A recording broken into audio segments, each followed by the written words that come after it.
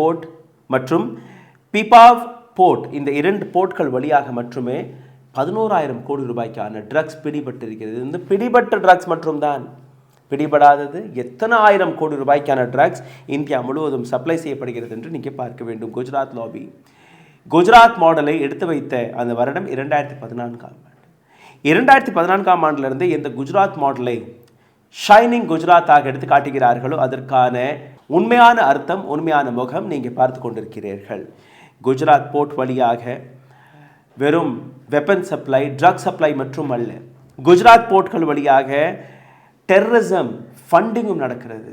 தீவிரவாதத்திற்கான அந்த பணத்தையும் கொடுக்கக்கூடிய வேலையை பார்த்து வருகிறார்கள். சரி, அடுத்த கேள்வி, how did Gujarat become the hub of drug syndicates? Drug சப்ளைக்கான ஒரு மிகப்பெரிய இடமாக எப்படி குஜராத் மாறியது? உலகத்திலேயே இதை தாண்டி இந்த அளவில் ட்ரக் சப்ளை செய்யக்கூடிய வேறு எந்த இடமுமே இல்லை என்று கூறுகிறார்கள்.